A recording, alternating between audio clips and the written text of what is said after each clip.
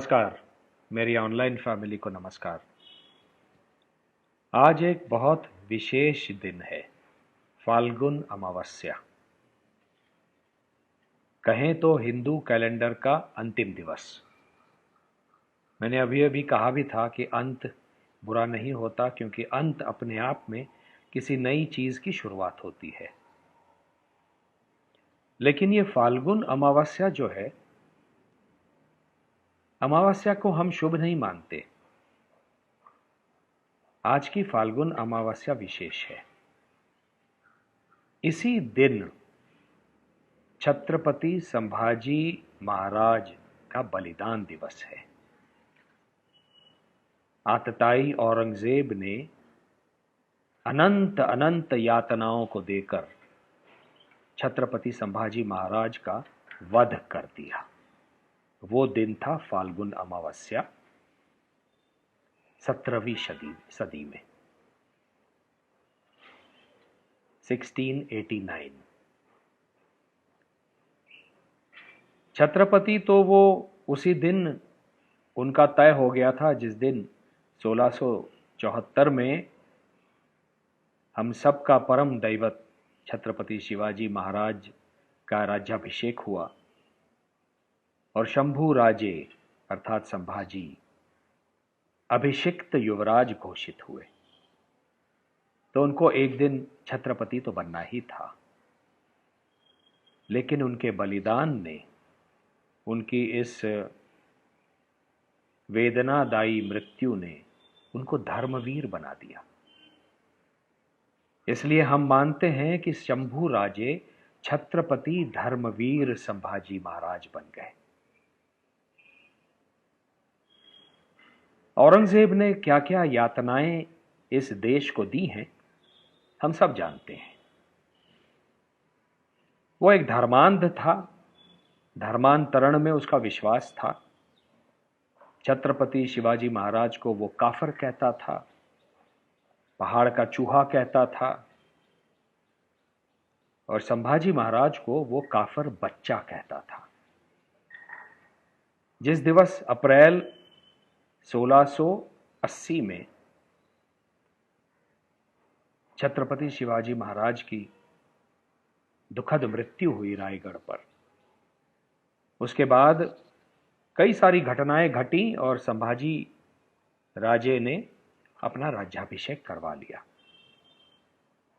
मराठा साम्राज्य के वो दूसरे छत्रपति बने। तब औरंगजेब ने ये सोचा कि ये काफर शिवाजी तो चला गया, सिवा कहता था वो, सिवा तो चला गया, अब इस काफर बच्चे को मैं 6 महीने में निपट लूंगा और मराठा साम्राज्य को खत्म कर दूंगा। औरंगजेब ये जानता था कि केवल मराठा साम्राज्य में ही वो शक्ति है जो बाकी सारे साम्राज्यों को प्रेरणा दे और उस प्रेरणा को लेकर मुगल साम्राज्य खत्म भी हो सकता है। उसमें ऐसी कुछ घटनाएं हो गई कि उसका बेटा, औरंगजेब का बेटा अकबर, भागकर चला आया और अकबर ने संभाजी महाराज से पनाह मांगी। उसने कई लड़ाइयां मराठाओं की ओर से लड़ी। इस कारण औरंगजेब और भी क्रोधित हो गया और वह चला आया दक्खन पर निशाना साध कर। उसे खत्म करने थे मराठाओं के साथ में आदिल शाही और कुतुब शाही, वो उसने कर दी। लेकिन जिस वीरता से और जिस चपलता से, बुद्धि का प्रयोग करते हुए छत्रपति धर्मवीर संभाजी महाराज ने उसका सामना किया, 1681 से लेके 1689 तक जिस प्रकार मराठाओं ने टक्कर दी है मुगल साम्राज्य को। देखिए, मुगल साम्राज्य एक पुराना साम्राज्य था, उसके पास सेना मतलब 5 लाख की सेना। औरंगजेब जब सेना लेकर चला है, अजमेर से निकला, बुरहानपुर आया और बुरहानपुर से नीचे अहमदनगर तक पहुंचा। कुल मिलाकर 5 लाख की सेना, हजारों घोड़े, हजारों हाथी, युद्ध में तत्पर हाथी, ऊंट, पूरा सामान लेकर एक शहर सा उसके साथ चलता था। और इतना पैसा मुगल तिजोरी में था। और मराठाओं ने कभी इन चीजों में पैसे नहीं खर्च किए। गनीमी कावा जिसको कहते हैं, उस तरह से वो लड़े। पहाड़ में छुप छुप कर उन्होंने जो लड़ाइयां की हैं, बुद्धि से काम लिया। शिवाजी महाराज ने भी वही किया, बुद्धि से काम लिया। संभाजी महाराज ने भी वही किया, क्योंकि सेना उनकी केवल पैसे के लिए नहीं लड़ रही थी। मराठाओं की सेना, आज भी मुझे गर्व है मराठा सेना पर, क्योंकि शिवाजी महाराज ने उस सेना का पूरा एक जो स्ट्रक्चर बनाया था, वो ऐसा बनाया था कि ब्राह्मण भी उसमें लड़ते थे और बहुजन समाज भी उसमें लड़ता था, किसान भी उसमें लड़ते थे, सारे लोग लड़ते थे। उनके जो प्रथम पेशवा थे मोरोपंत पिंगड़े, ब्राह्मण थे लेकिन वो भी लड़ते थे। अपने जीवन की पहली लड़ाई शंभू राजे ने, उनकी आयु मेरे ख्याल से 12 या 14 साल की थी, और मुंबई के पास में जवार एक जगह है, उस लड़ाई में वो पहली बार लड़े मोरोपंत पिंगले जी की निगरानी में। और मोरोपंत पिंगले जी ने कहा कि ये क्या बच्चा है, ये जो मेरा सिंह है शिवाजी राजा, उसका ये छावा इसी मराठी साम्राज्य को आगे लेकर जाएगा। जिसके पास चपलता थी, बुद्धि थी, शौर्य था, पराक्रम था, ऐसे संभाजी महाराज। कई सारी चीजें हुई। 1681 से 89 तक, 89 तक उन्होंने टक्कर दी मुगल साम्राज्य को। हर तरफ से मुगल सेना की रसद तोड़ दी, खाना पीना तोड़ दिया। कई सारे पैंतरों का उन्होंने इस्तेमाल किया। औरंगजेब फ्रस्ट्रेट हो गया था, बिल्कुल फ्रस्ट्रेट हो गया था। उसने यहां तक कि अपनी पगड़ी भी फेंक दी थी कि ये क्या हो रहा है, इतना मेरा मुगल साम्राज्य लेकर मैं आया हूं, इतनी सेना लेकर आया हूं, और एक भी मेरा जनरल, एक भी मेरा सेनापति मराठाओं को खत्म नहीं कर पा रहा है। गुस्सा आ गया था उसको, क्रोध आ गया था। उसने प्रतिज्ञा कर ली थी कि जिस दिन संभाजी को मारूंगा उस दिन ये मेरा जो किमोश कहते हैं उसको, वो अपने सर पर दोबारा पहनूंगा। वो 1689 तक पहन नहीं पाया। छत्रपति संभाजी राजे के सामने बहुत सारी चुनौतियां थी। शिवाजी महाराज की दुखद मृत्यु के बाद उसे सिद्दीस से लड़ना था कोंकण में, गोवा में, और जिसको दक्षिण फिरंगाण कहते हैं, उत्तर फिरंगाण जो सिलवासा वगैरह, वो जो पूरा एरिया, वहाँ पे पोर्तुगीज़ थे। मुंबई और सूरत में अंग्रेज़ थे। अंग्रेज़ों की एक शाखा जो है वो कोंकण में भी थी। आदिल शाही और कुतुब शाही को साथ में लेकर लड़ना था।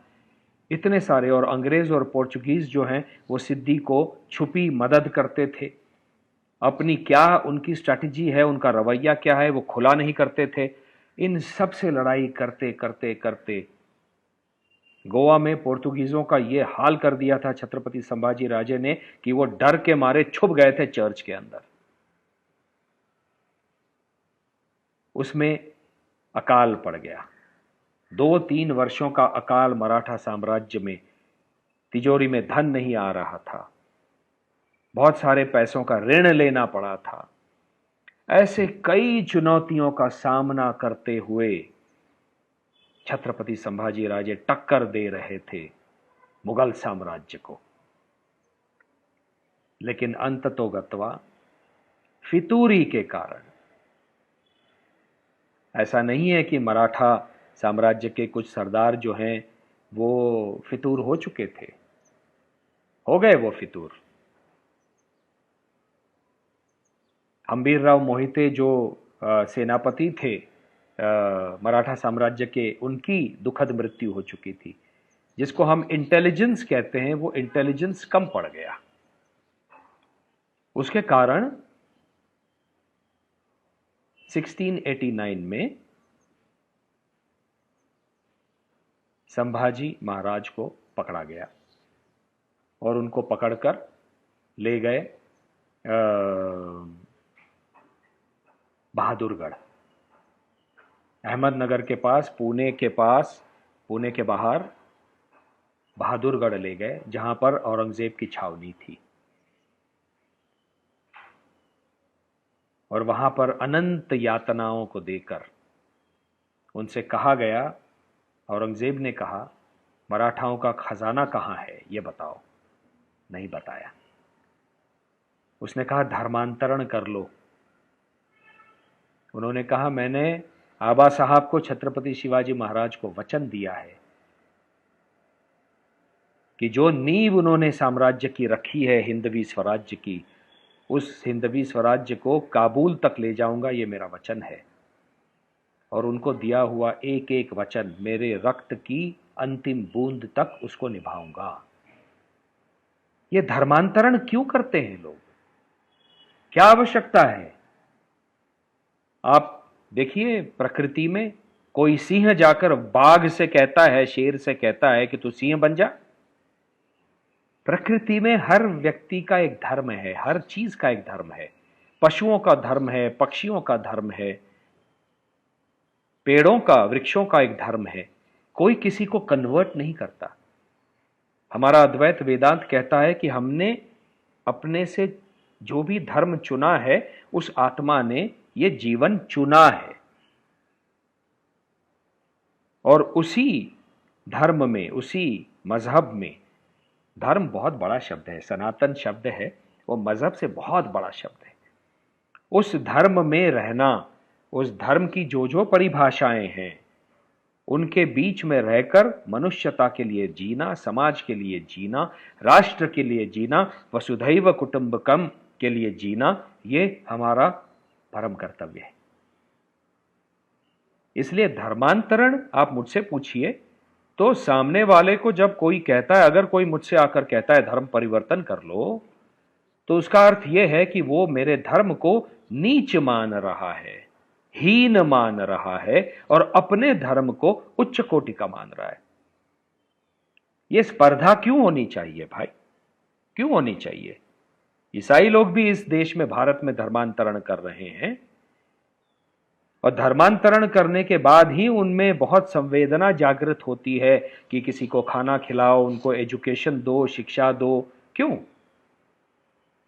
अगर वनवासी लोग उनका अपना धर्म है, वो प्रकृति के सबसे निकट हैं, वो उस धर्म में जीवन यापन कर रहे हैं, जो भी उनका धर्म है उसका आदर करते हुए, उन्हें एक मनुष्य की तरह से देखते हुए, मानवता के विचारों से आपकी संवेदना जागृत क्यों नहीं होती? वो धर्मांतरण करने के बाद ही जागृत क्यों होती है? इसीलिए इसमें मेरा विश्वास नहीं है। मैं सम्मान करता हूं, हर धर्म का सम्मान करता हूं, ईसाई धर्म का भी सम्मान करना चाहूंगा, इस्लाम का भी धर्म का सम्मान करना चाहूंगा। लेकिन धर्मांतरण क्यों? धर्मांतरण इस कल्पना का विरोध मैं करता हूं, वैसा ही विरोध, क्योंकि हमारे प्रेरणा स्थान है छत्रपति शिवाजी महाराज, छत्रपति धर्मवीर संभाजी महाराज। इनसे प्रेरणा ली है हमने। इसलिए यही सब संभाजी महाराज ने कहा औरंगजेब से, और धर्मांतरण करने से मना कर दिया। उनको अनंत यातनाएं देकर फाल्गुन अमावस्या के दिन 1689 में उनका वध कर दिया गया।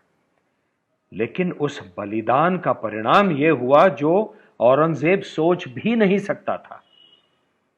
परिणाम यह हुआ कि जितने सारे मराठे अपने साम्राज्य से दूर हो चुके थे, वो सब एकत्रित हो गए, सारे एकत्रित हो गए। अनेक सरदार थे और उन्होंने जो पकड़ पकड़ के मुगल सेना को पीटा है, 1689 से लेकर 1707 तक, जब अहमदनगर जिले के भिंगार नाम के गांव में औरंगजेब मर गया, उसके पास फूटी कौड़ी नहीं थी। मुगल साम्राज्य की तिजोरी रिक्त हो चुकी थी। उसके बाद तो मुगल साम्राज्य खत्म ही हो गया। कौन याद है अपने को उसके बाद, औरंगजेब के बाद में? इसलिए छत्रपति धर्मवीर संभाजी महाराज का बलिदान दिवस है ये फाल्गुन अमावस्या। ये मेरे लिए शुभ दिन है, क्योंकि आंखें बंद करने पर अमावस्या की काली रात्रि मुझे नहीं दिखती, वो तेजपुंज चेहरा दिखता है, वो शेर मेरा मराठाओं का दिखता है, जिससे प्रेरणा लेकर अंततो गत्वा मराठे रघुनाथराव पेशवा अटक तक चले गए, जो आज पाकिस्तान में है।